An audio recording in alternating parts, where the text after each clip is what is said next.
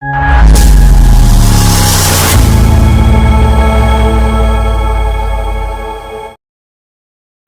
The Lord, जय मसीह की सालों। प्रभु आप सभी को आशीष दे। और आज की जो वीडियो है बहुत ही खास है। आप इस वीडियो को सुनेंगे, इस वचन को सुनेंगे तो आप अंदर आनंद को महसूस करेंगे, अपने आप में एक प्राउड फील करेंगे कि हम मसीह के लिए क्या हो सकते हैं।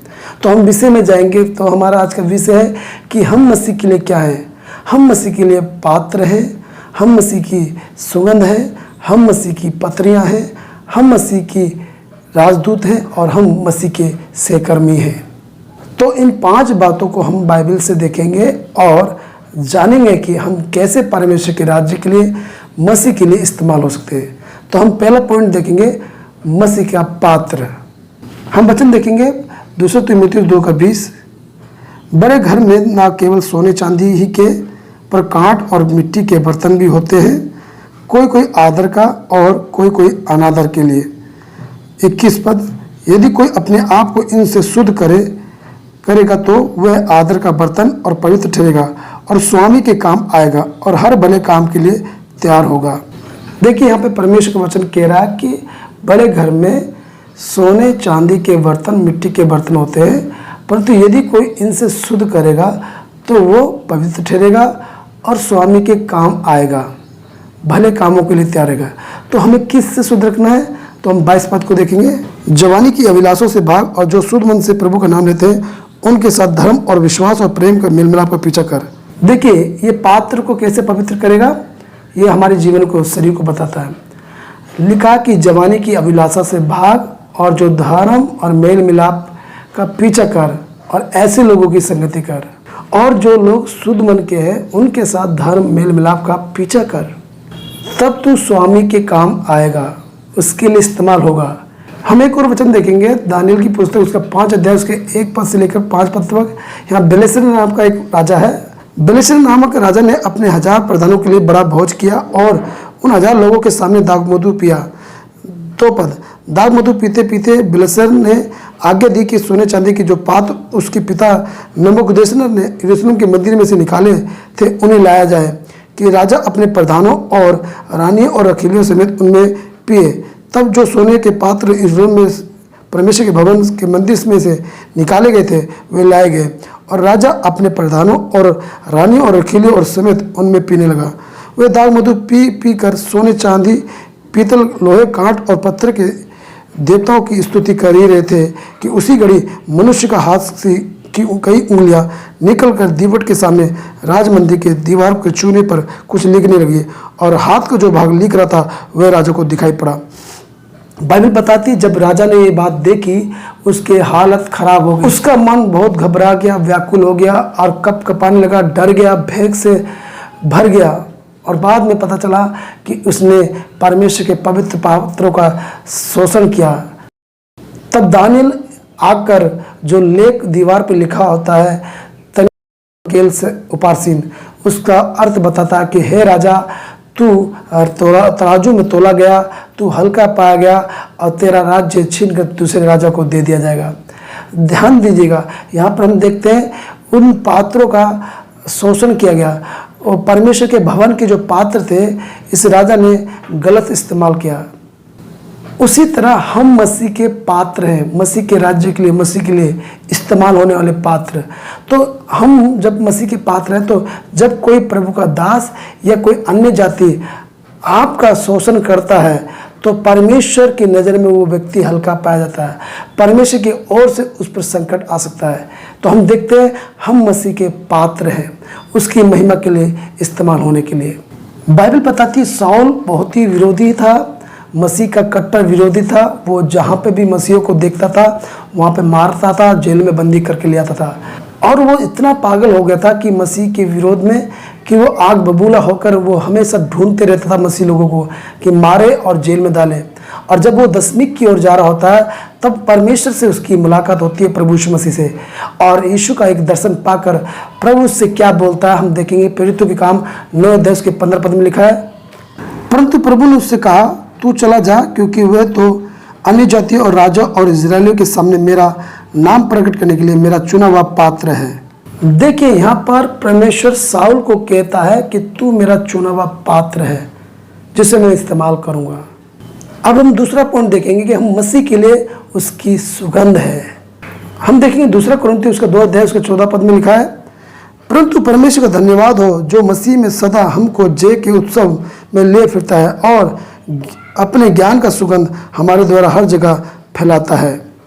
देखिए पौलुस यहाँ पर बता रहा है कि हम परमेश्वर का धन्यवाद देते हैं कि वो हमें सदा जय के उत्सव में लेके चलता है और ज्ञान की सुगंध हमारे द्वारा लोगों तक पहुँचाता है। अब ये सुगंध क्या है मसीह की?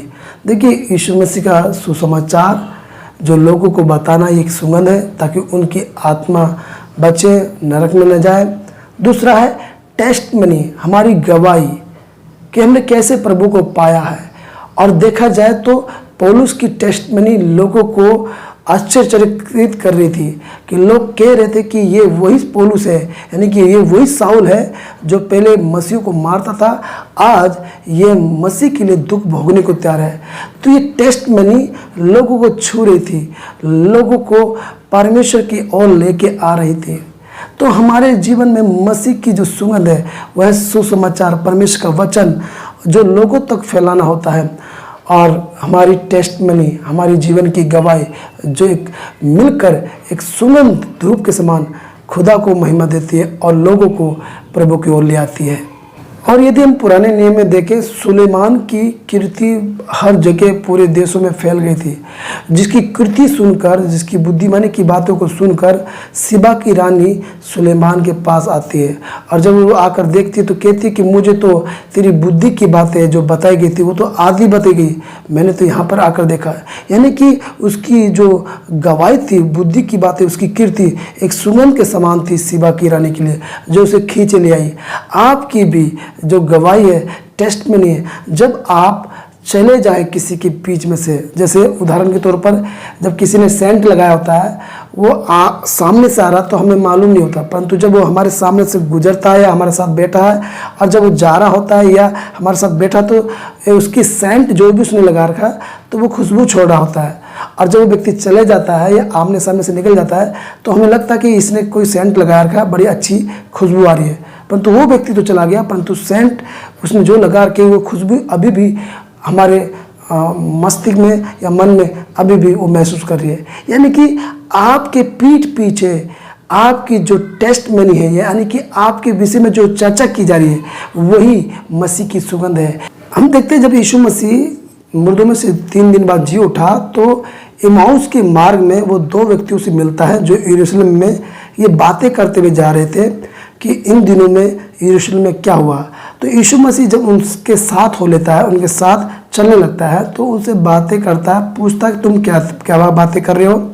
तब ये दोनों जन कहते क्या तू यरूशलेम में नया व्यक्ति है, परदेसी है, क्या तुझे मालूम नहीं कि इन दिनों में यरूशलेम में क्या हुआ।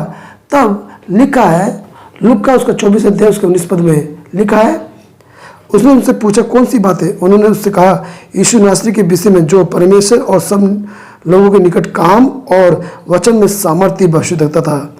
देखिए यीशु मसीह के विषय में ये गवाही जा रही है, ये सुगंध है कि वो वचन में सामर्थ्य था, वो परमेश्वर और मनुष्य के लिए सबके निकट था, सबको मेल मिलाप करा दिया। ध्यान दीजिएगा, हम मसीह की सुगंध है, यानी कि जब कोई हमसे मिलता है तो उसका मेल मिलाप परमेश्वर से हो जाना चाहिए, वो सुगंध है। हमारा ऐसा व्यवहार जो मसीह को प्रकट करता है, तो लोग जब मसीह को हमारे जीवन से देखते हैं, वो अन्य जाति, वो विरोधी व्यक्ति, ये वो व्यक्ति जो प्रभु से अछूता है, वो जब हमारे जीवन को, हमारे चाल चलन को देखता है, उसे मसीह की सुगंध आती है, तब वो परमेश्वर की ओर आ जाता है, उसकी मुलाकात परमेश्वर से हो जाती है। तीसरा पॉइंट देखेंगे, हम मसीह के राजदूत हैं। हम देखते हैं दूसरा कुरिन्थियों उसके 5 अध्याय उसके 20 पद में लिखा है, सो हम मसीह के राजदूत हैं, मानो परमेश्वर हमारे द्वारा समझाता है। हम मसीह की ओर से निवेदन करते हैं कि परमेश्वर के साथ मेल मिलाप कर लो। देखिए यहाँ पे पौलुस कहता है कि देखो हम मसीह के क्या है, राजदूत, कि मानो परमेश्वर हमारे द्वारा लोगों को समझाता है। किस बात की? कि परमेश्वर से मेल मिलाप कर लो, उस जीवित परमेश्वर को प्राप्त कर लो। हम एक और वचन देखेंगे, दूसरा कुरिन्थियों 7:6 में लिखा है, तो भी दिनों को शांति देने वाले परमेश्वर ने तीतुस के आने से हमको शांति दी। देखिए यहाँ पर लिखा कि तीतुस जब आया तो पौलुस कह रहा कि उसके आने से हमारे पास क्या आई, शांति आई। यानी कि राजदूत के द्वारा एक शांति जाएगी, मेल मिलाप जाएगा। किससे? परमेश्वर से। परमेश्वर ने हमें राजदूत बनाया अपने राज्य के लिए, अपने लिए, ताकि हम लोगों को शांति के परमेश्वर के बारे में बताएं और लोगों का मेल मिलाप परमेश्वर से हो जाए। अब हम देखें चौथा पॉइंट, हम मसीह की पत्री हैं। हम देखेंगे 2 कुरिन्थियों उसके 3 अध्याय उसके 2 पद से लेकर 3 पद तक। क्या हम फिर अपनी बड़ाई करने लगे या हमें अन्य लोगों के समान सिफारिश की पत्रियां तुम्हारे पास लानी या तुमसे लेनी है? 2 पद, हमारी पत्री तुम ही हो जो हमारे हृदयों पर लिखी हुई है और उसे सब मनुष्य पहचानते और पढ़ते हैं। 3 पद, ये प्रकट है कि तुम मसीह की पत्री हो जिसको हमने सेवकों के समान लिखा है और जो सही से नहीं परंतु जीवित परमेश्वर की आत्मा से पत्र की पट्टियों पर नहीं परंतु हृदय की मांस रूपी पट्टियों पर लिखी है। देखिए 2 पद में पौलुस इस बात को कहता है कि हमारी पत्री तुम ही हो जो हमारे हृदय की पट्टियों पर लिखी है और उसे सब मनुष्य पहचानते और पढ़ते हैं। यानी कि हर एक व्यक्ति जो परमेश्वर पर विश्वास करता है वो परमेश्वर की पत्री है। यानी कि जो लोग हमको देखें, हमें पहचानते हैं, वो हमें पढ़ें कि हम मसीह की पत्रियां हैं। वो कैसे पढ़ेंगे हमें? हमारे उठने बैठने, हमारे चाल चलन, हमारे व्यवहार से। जब हमारे जीवन में यीशु का स्वभाव दिखाई देगा, उनको पता चल जाएगा कि ये तो मसीह लोग हैं। बाइबल कहती है कि यीशु के चेले अंताकिया में मसीह कहलाए। यानी कि लोगों ने जब उनको पढ़ा, पहचाना तो उन्होंने उनको मसीह कहा। ऐसी हमारे जीवन से लोगों को जब वो देखे, ढूंढे तो उन्हें कुछ उत्तम मिले, उन्हें मसीह मिले, क्योंकि हम किसकी पत्रियां हैं? मसीह की। और इस पत्री में किसकी बातें लिखी जाएगी? परमेश्वर की, प्रभु यीशु मसीह की। हम देखते पुराने नियम में उसके 2 राजा 4 अध्याय उसके 8 पद से लेकर 10 पद तक, यहाँ पर एलीशा और एक धनी स्त्री है और एलीशा बार बार उसके घर में जाता था और वहीं से टिकता था और फिर वहाँ से अपनी यात्रा को पूरा करता था। हम पढ़ेंगे इसके पदों को 8 पद में। एक दिन की बात है कि एलीशा सुनेम को गया जहाँ एक कुलीन स्त्री थी और उसने उसे रोटी खाने के लिए विनती करके विवश किया। अतः जब जब वह उधर से जाता तब तब वह वहाँ रोटी खाने को उतरता था। उस स्त्री ने अपने पति से कहा, सुन, ये जो बार बार हमारे यहाँ से होकर जाया करता है वह मुझे परमेश्वर का कोई पवित्र भक्त जान पड़ता है। देखिए बाइबल यहाँ पर कहती है कि सुनेम जो धनी स्त्री थी वो अपने पति से कुछ बातें करती है। कहती है कि जो परमेश्वर का ये जन है, जो बार बार हमारे यहाँ आके उतरता है, टिकता है और जाता है अपनी सेवा करने के लिए, ये मुझे परमेश्वर का पवित्र भक्त जन लगता है। यानी कि उसने उसके जीवन को पढ़ा, उसके दिखाई दिया कि ये व्यक्ति परमेश्वर का पवित्र व्यक्ति है। यानी कि उसने उसके जीवन को पढ़ा, उसने जाना कि ये परमेश्वर का पवित्र भक्त है, पवित्र जन है। उसके उठने बैठने, देखने फिरने, खाने पीने, बात करने का तरीका जो होगा, उसको हर बातों में जब उसने उसे पढ़ा तो उसको पवित्र जन दिखाई दिया। तब वो कहते कि क्यों ना हम इसके लिए एक ऊपरी कोठरी बनाएं, एक दीवट रखें, एक मेज रखें, एक खाट रखें। मेरे प्रियो, हम परमेश्वर की पत्रियां हैं। हमारे जीवन से परमेश्वर दिखाई देना चाहिए। जब कोई हमें पढ़े तो हमारी कमियां नहीं परंतु प्रभु की खूबियां दिखाई दे। तब कोई कहे कि ये तो मसीह लोग हैं, ये तो परमेश्वर का जन है, क्योंकि हम परमेश्वर की पत्रियां हैं जिसे लोग पढ़ते हैं। यानी कि हम इस संसार में रहते हुए परमेश्वर के वचन के अनुसार जीवन जीते हैं, उस वचन को लेकर चलते हैं तो लोग पढ़ेंगे। अब हम देखेंगे 5वां पॉइंट, हम मसीह के सहकर्मी हैं। हम देखेंगे 1 कुरिन्थियों उसके 3 अध्याय के 9 पद में लिखा है, क्योंकि हम परमेश्वर के सहकर्मी हैं, तुम परमेश्वर की खेती हो और परमेश्वर की रचना हो। यदि अगर हम 8 और 7 और 6 पद में जाएं तो यहाँ पर पौलुस और अपोलोस को लेकर वाद विवाद हो रहा कलीसिया में, और यहाँ पे जो विश्वासी लोग हैं वो इस बात को कह रहे हैं कि अपोलोस को बड़ा समझ रहे हैं, पौलुस को छोटा समझ रहे हैं। कुछ लोग पौलुस को बड़ा समझ रहे हैं, कुछ अपोलोस को छोटा समझ रहे हैं। तब पौलुस कलीसिया में इस बात को समझाता है कि मैंने लगाया है और अपोलोस ने सींचा है, परंतु बढ़ाने वाला कौन है? परमेश्वर है। सब कुछ परमेश्वर है। वो कहता है कि अपोलोस और पौलुस, सींचने वाला लगाने वाला एक है, और दोनों को उनकी मेहनत के अनुसार, उनके परिश्रम के अनुसार प्रतिफल दिया जाएगा। परंतु इन सब से सब कुछ बढ़कर कौन है? परमेश्वर है, जिसने बढ़ाया। तब वो कहता है कि तुम परमेश्वर की खेती हो, उसकी रचना हो। हम केवल परमेश्वर के सहकर्मी हैं। हम उसके साथ उसके काम में बांटने में हाथ को लगाया है, बढ़ाया है। तो इस बात को वो चेता रहा है कि कोई भी परमेश्वर की जब सेवा कर रहे तो वो ये ना सोचे कि मेरे द्वारा सब कुछ हुआ परमेश्वर का काम, या मैंने परमेश्वर के राज्य को लेकर आया। नहीं, हम तो परमेश्वर के सहकर्मी हैं, सहयोगी हैं।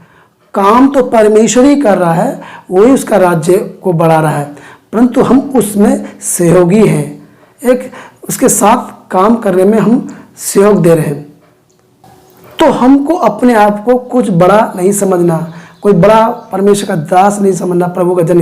हमको अपने आप को दीन रखना है, छोटा रखना है, क्योंकि हम उसके सहकर्मी हैं। हम एक और पद पढ़ते हैं, 2 कुरिन्थियों 6 उसका एक पद में लिखा है, और हम जो उसके सहकर्मी हैं ये भी समझाते हैं कि परमेश्वर का अनुग्रह जो तुम पर हुआ है व्यर्थ ना जाने दो। देखो, वो सहकर्मी इस तरह से कि वो लोगों को सचेत करें कि परमेश्वर के अनुग्रह को जाने मत दो। सो मैं विश्वास करता हूँ आज की इन 5 बातों के द्वारा आपने आशीष पाई होगी। हमारे वीडियो को शेयर करें, चैनल को सब्सक्राइब करें, और आने वाली वीडियो का इंतजार करें और उनको जरूर देखें, और परमेश्वर के वचन में उसकी महिमा के ज्ञान में बढ़ते जाएं। जय मसीह की।